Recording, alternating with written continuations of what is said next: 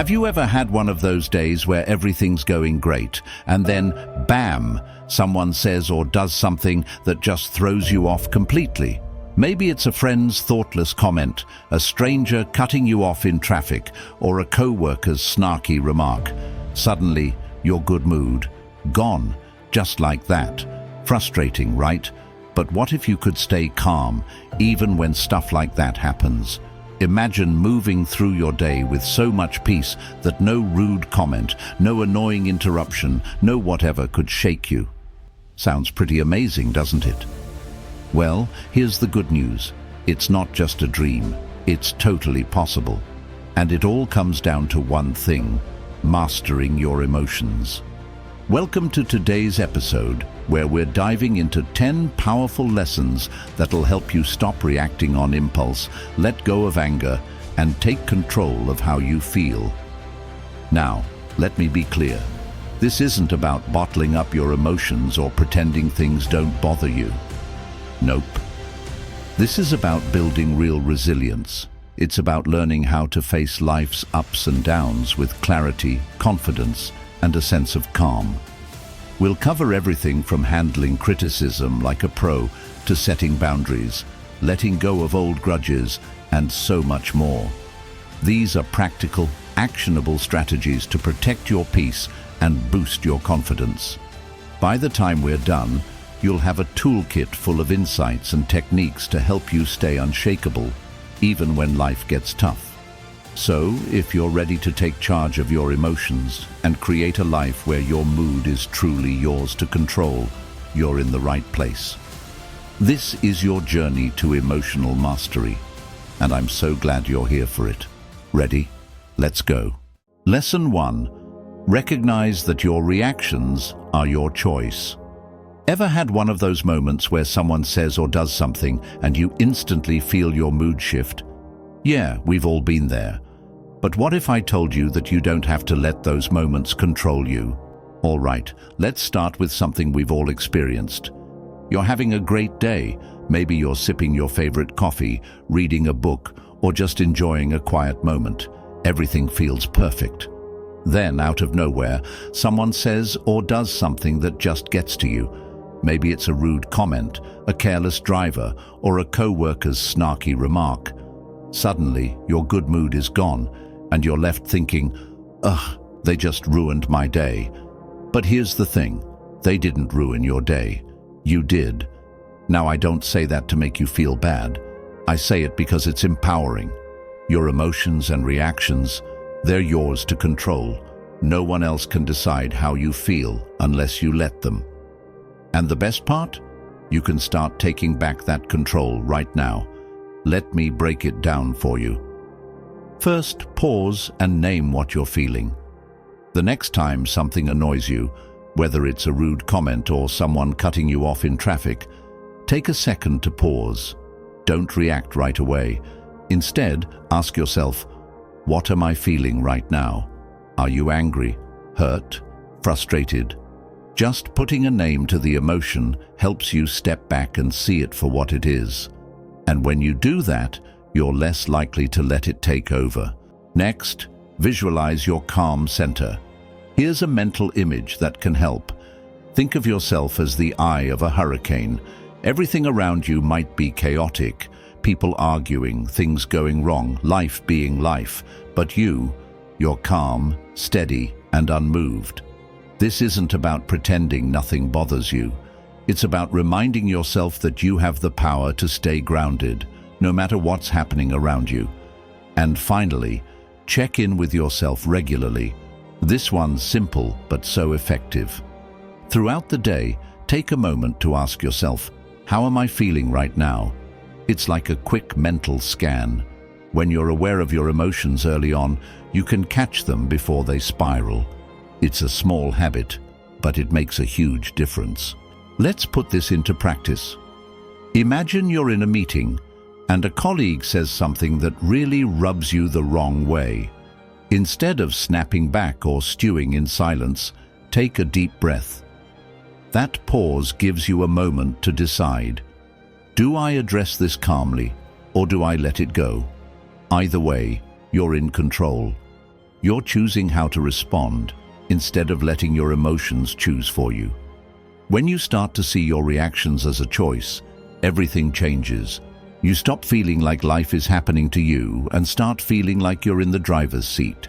And the more you practice this, the more you'll notice how it transforms not just your emotions, but how you move through the world. Lesson 2. Let go of the need to always be right. Here's a tough truth. Sometimes being right isn't worth it. Think about the last argument you had. Did winning really make you feel better, or did it just leave you drained? Okay, let's talk about something we've all been guilty of. The need to always be right. You know what I'm talking about, right? That moment when you're in an argument, maybe it's about something small, like which route is faster, or something bigger, like a disagreement with someone you care about, and you just have to prove your point. It feels so important in the moment, but afterward, you're left wondering, was that really worth it? Here's the thing, that urge to win every argument, it's not really about the issue at hand. It's usually about something deeper, like not wanting to feel weak, or worrying that if you're not right, people won't respect you. But here's the truth. Holding on to that need to always be right doesn't just drain your energy.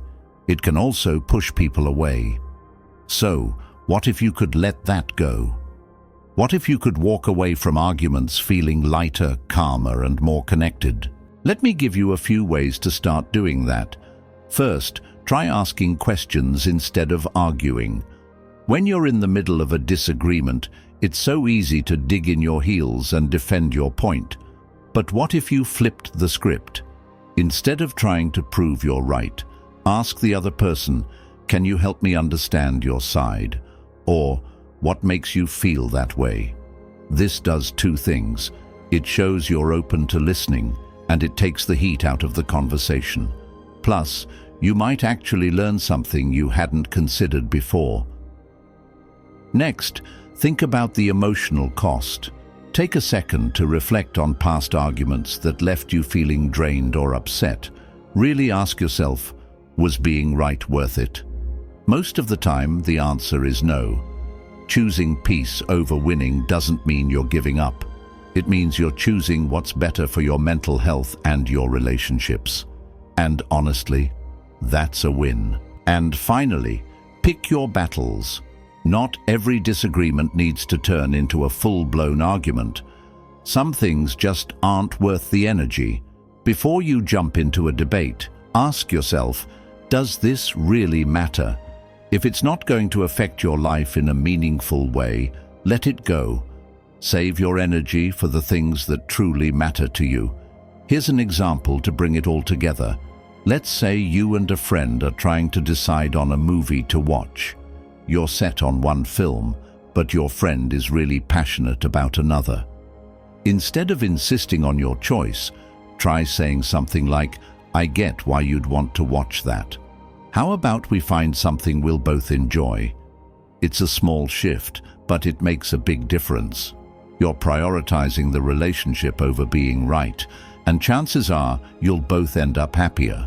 When you let go of the need to always be right, something amazing happens. Your relationships get stronger, your mind feels calmer, and your life becomes more peaceful. It's not about giving up your opinions or values. It's about choosing connection and understanding over conflict.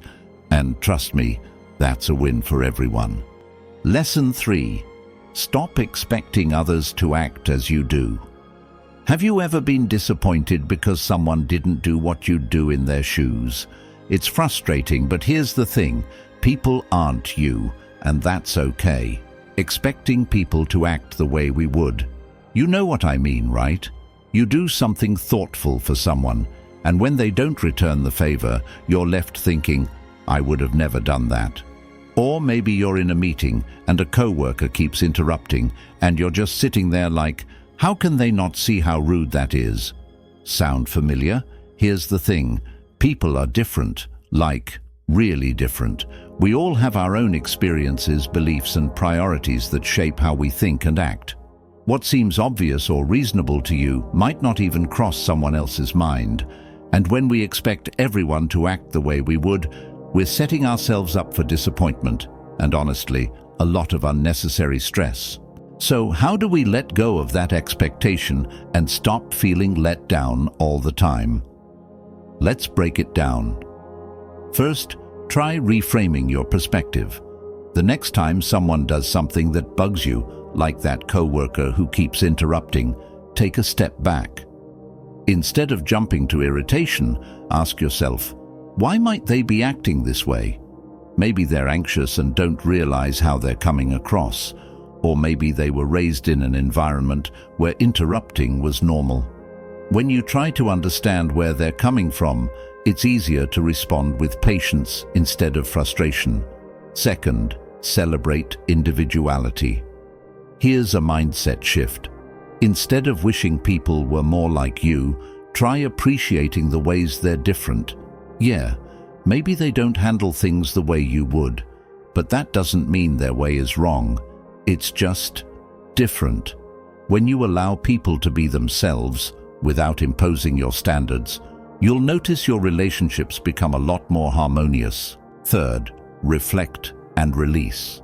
At the end of the day, take a moment to think about any situations where you felt let down. Ask yourself, were my expectations realistic? Sometimes we set the bar way too high without even realizing it.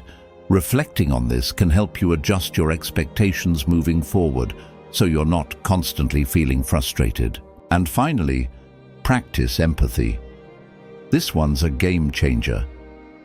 When someone's actions confuse or frustrate you, try putting yourself in their shoes.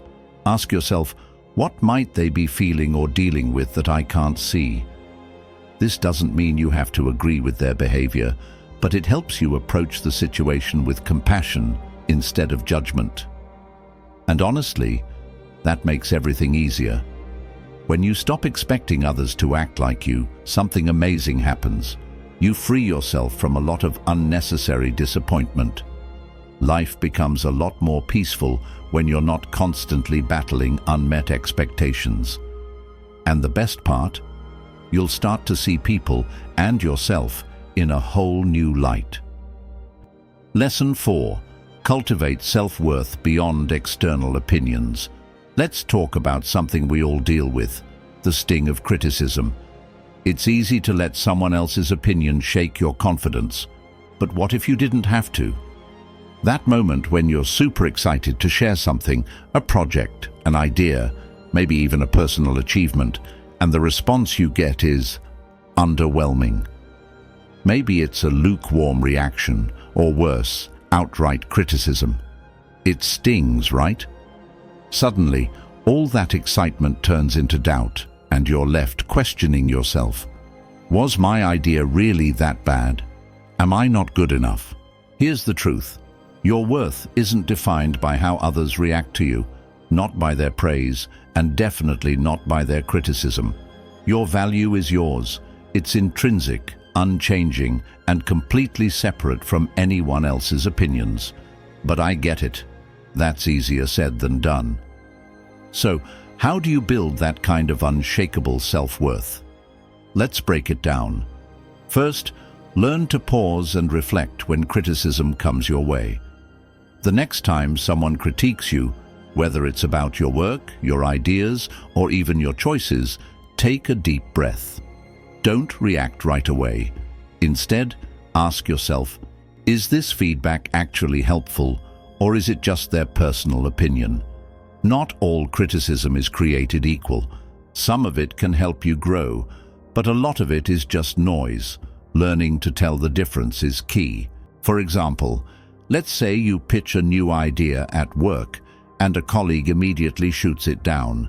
Instead of taking it personally, step back and analyze their feedback. Is there something useful in what they're saying that could help you improve your idea, or is it just a clash of perspectives? If it's the latter, you can confidently stand by your vision without letting their doubt shake you. Second, build resilience through self-affirmation. This might sound a little cheesy, but hear me out. Affirmations work. When you're feeling doubted or dismissed, remind yourself of your worth. Say things like, "My value is intrinsic and uniquely mine," or "I define my worth, not the opinions of others." These aren't just words, they're powerful reminders that help you stay grounded, especially when external validation is lacking. Third, focus on the constructive and let go of the rest. When you receive feedback, think of it like sifting for gold. Look for the nuggets of truth that can help you grow and let the rest fall away. For instance, if someone critiques your idea with a mix of sharp comments and helpful suggestions, focus on the parts that align with your goals. Use what's useful and don't let the negativity stick. This way, you're turning potential setbacks into opportunities for growth. Here's the bottom line. Your self-worth isn't something anyone can give or take away. It's already within you. By learning to separate constructive feedback from unfounded criticism, and by reminding yourself of your inherent value, you build a kind of confidence that no one can shake. And when you have that, you're unstoppable. Lesson 5. Protect your energy by setting boundaries. Ever feel like your energy is constantly being drained by other people's demands? It's time to talk about boundaries, not as walls, but as tools to protect what matters most. You know those days when you're swamped with work, and it feels like everyone needs something from you. Your phone's buzzing, your co-workers knocking on your door with an urgent request, and your friend wants to chat right now. By the end of the day, you're completely drained, wondering where all your energy went. Sound familiar? Here's the thing. Your energy is precious. It's not infinite, and if you don't protect it, you'll end up running on empty. That's where boundaries come in. Boundaries aren't about being selfish or shutting people out. They're about respecting your time, your energy, and your priorities. They're a way of saying, "This is what I need to thrive, and I'm not going to apologize for it." So, how do you start setting boundaries without feeling guilty or overwhelmed? Let's break it down. First, communicate your needs clearly. This one's simple, but not always easy. When you're in the middle of something important and someone interrupts, be honest and direct. For example, you could say, "I'm really focused on this right now. Can we talk later?" Or, "I'd love to help, but I'm swamped today. Let's find a better time." It's not about being rude. It's about being respectful to yourself and to the other person. Second, do an energy review at the end of the day. Take a few minutes each evening to reflect. Where did I feel drained today? Did I say yes when I really wanted to say no? Pay attention to those moments when you overcommitted or let someone cross a line. Recognizing these patterns helps you see where you need stronger boundaries moving forward. Third, appreciate the benefits of boundaries. When you set clear boundaries, something amazing happens. People start to respect your time and energy. It's not about being rigid or unkind. It's about creating a healthier balance for everyone. Over time, you'll notice less stress, more focus, and a lot more energy to pour into the things that truly matter to you. Let's look at some practical examples. At work, if a colleague keeps interrupting your focus, try saying, "I need to finish this task right now, but I'd be happy to discuss this during our meeting later." It's polite, but it also sets a clear expectation. At home, if a friend calls during your family time, you might say, "I love catching up with you, but I'm spending time with my family right now. Can we talk tomorrow?" This shows you value your relationships and your personal time. Setting boundaries isn't about building walls. It's about creating space for what matters most. It's an act of self-respect and self-care. And the best part? You don't have to do it all at once. Start small. Maybe this week you set just one boundary and see how it feels. You might be surprised at how much lighter and more in control you feel. Lesson 6. Detach from the opinions of others. Here's a question. How much of your day is spent worrying about what other people think? Spoiler alert, Their opinions don't define you unless you let them. That moment when you share something you're proud of, a creative idea, a personal achievement, maybe even just an opinion, and the response you get is less than enthusiastic. Maybe it's criticism, maybe it's indifference, but either way, it stings. Suddenly, all that excitement turns into doubt. Was my idea really that bad? Do they not see how hard I worked? Here's the truth. Other people's opinions?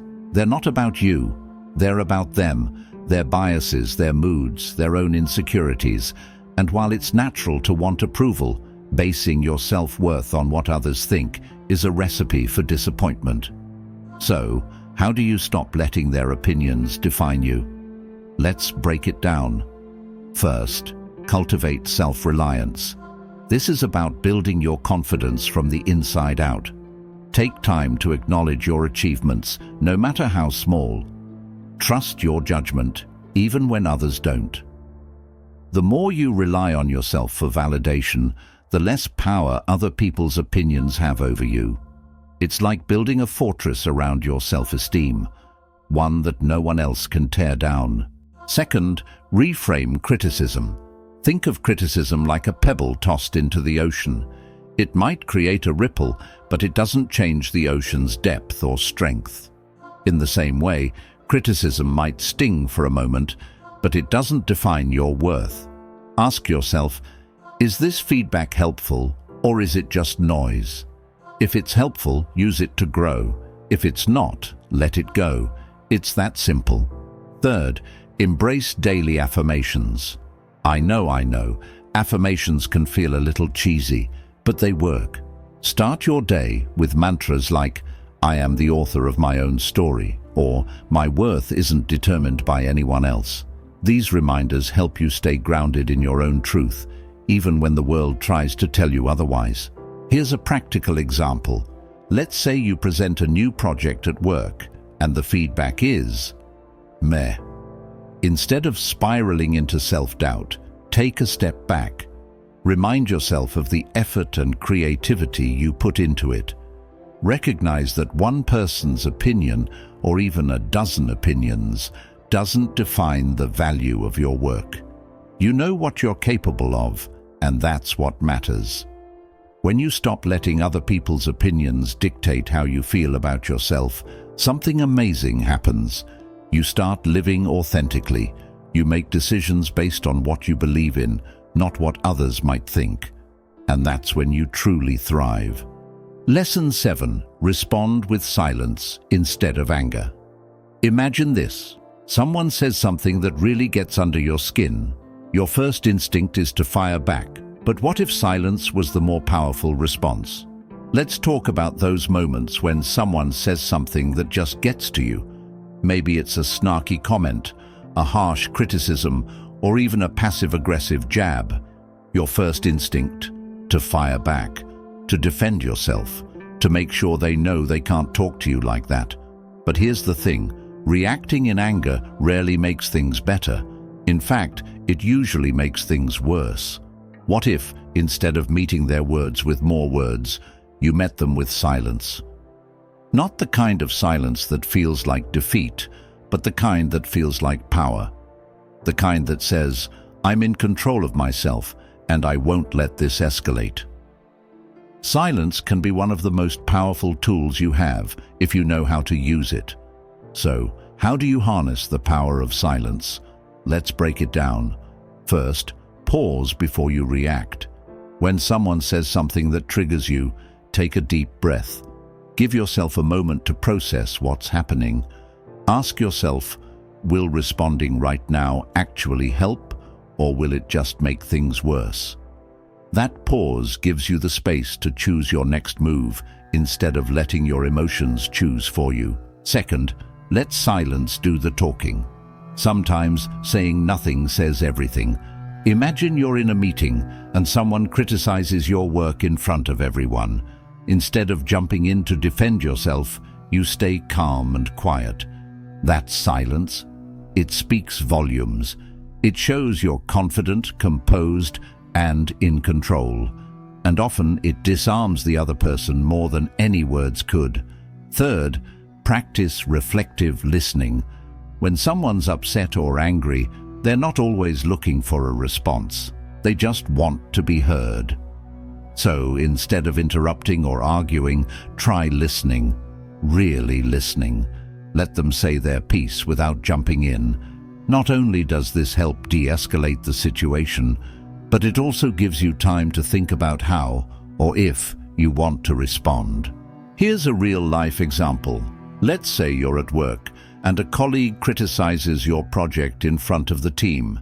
Instead of reacting defensively or snapping back, you stay silent. You let them finish, and you keep your cool. Later, you approach them privately to discuss their feedback calmly. This not only shows maturity and professionalism, but also keeps the situation from spiraling into a bigger conflict. When you respond with silence instead of anger, you're not avoiding the issue. You're choosing peace over conflict. You're showing that you're in control of your emotions, not the other way around. And over time, this practice helps you stay calm, centered, and unshakable, no matter what comes your way. Lesson 8.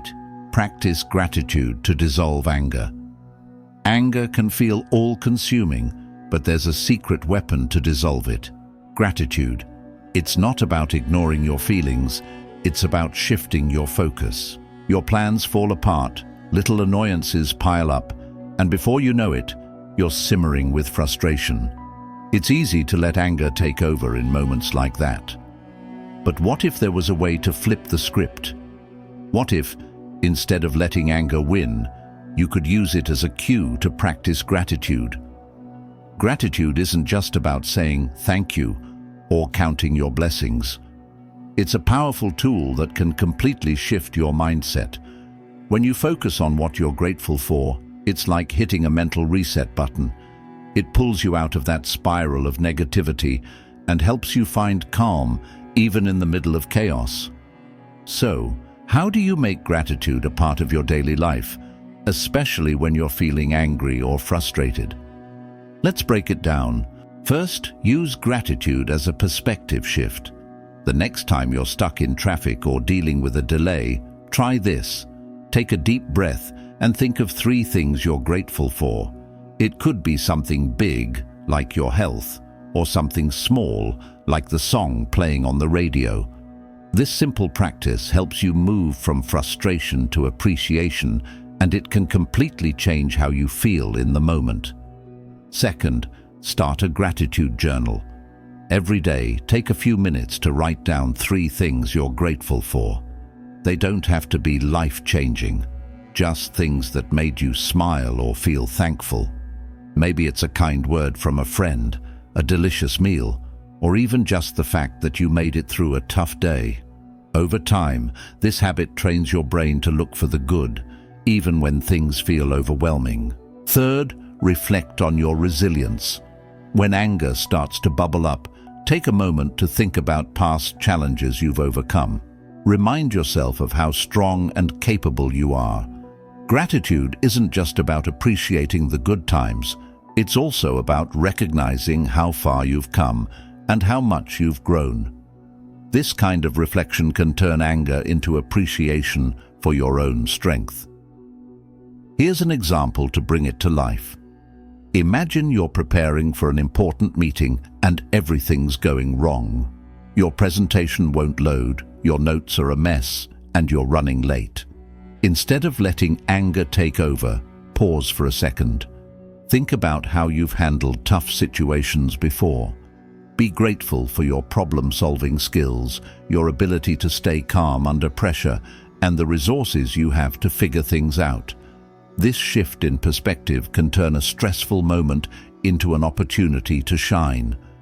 When you practice gratitude regularly, it doesn't just help in the moment. It changes the way you see the world. It helps you focus on what's good, even when things feel hard.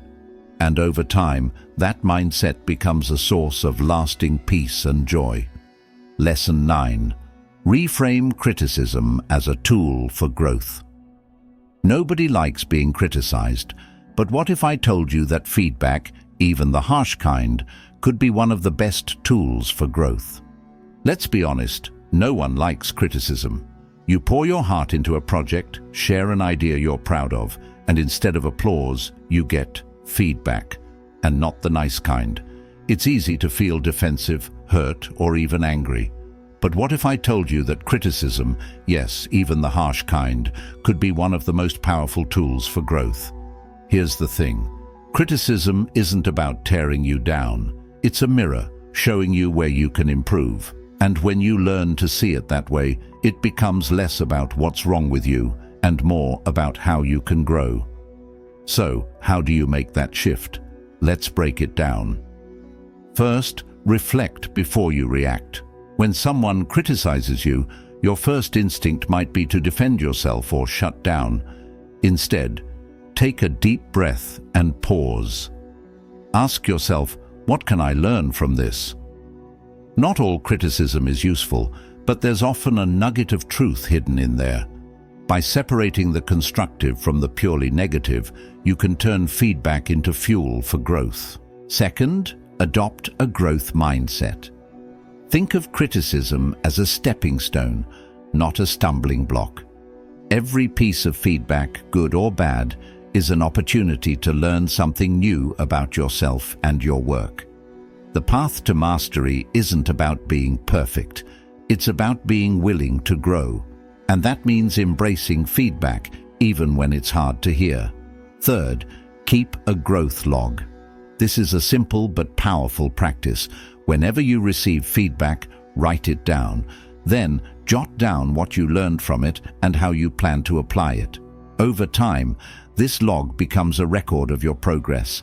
It's a reminder of how far you've come and how much you've grown, and that can be incredibly motivating. Here's a practical example. Let's say you present a new initiative at work, and the feedback is less than glowing. Instead of getting frustrated, take a step back.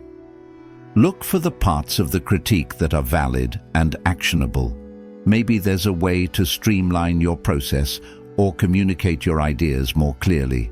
Use that feedback to refine your work and watch how it improves, not just the project, but your skills too.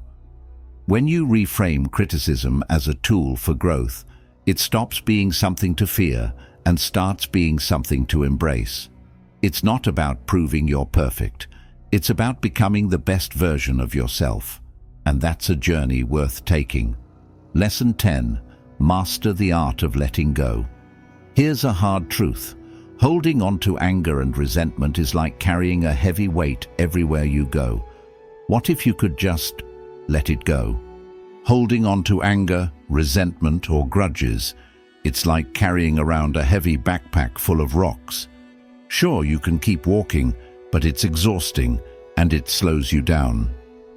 The truth is, holding on to those negative emotions doesn't hurt the person who wronged you, it hurts you. Letting go isn't about excusing their behavior or pretending it didn't happen. It's about freeing yourself from the weight of those emotions so you can move forward with clarity and peace. So, how do you actually let go? It's easier said than done, right? Let's break it down. First, write it out. When you're feeling overwhelmed by anger or hurt, grab a journal and write it all down. Don't hold back. Just let your thoughts flow onto the page. This isn't about creating a masterpiece. It's about getting those emotions out of your head and into the open. Seeing your feelings on paper can make them feel less overwhelming and more manageable. It's like taking the rocks out of your backpack one by one. Second, visualize release. Here's a simple but powerful exercise. Close your eyes and imagine your anger or resentment as a balloon. Picture yourself holding that balloon, then slowly letting it go. Watch it float up into the sky, getting smaller and smaller until it disappears. As it drifts away, notice how much lighter you feel. This visualization can help you physically and emotionally release what's been weighing you down. Third, reflect on past lessons. Think about a time when you successfully let go of a grudge or resentment. How did it feel? Probably pretty freeing, right? Use that memory as motivation to let go again. Remind yourself that holding on to negativity only holds you back, and that you've done this before. You can do it again. Here's a real-life example. Imagine a colleague takes credit for your work. It's frustrating, unfair, and it's easy to let that resentment build. But instead of holding on to that bitterness, choose to let it go. This doesn't mean you ignore what happened or let people walk all over you. It means you refuse to let their actions control your emotions or derail your progress. By releasing the resentment, you free up your energy to focus on what really matters, your growth and your future. Letting go isn't a one-time thing, it's a practice. Every time you choose to release negativity, you're choosing freedom. You're choosing to live a life that's lighter, healthier, and more focused. And the more you practice, the easier it gets. Closing thoughts. Thank you for joining me on this journey. Remember, emotional freedom isn't a destination. It's a practice. It's about showing up for yourself every day, staying mindful, and choosing growth over grudges. Keep practicing these principles, and you'll find that you can face life's challenges with greater clarity, strength, and peace. Until next time, take care and stay unbothered.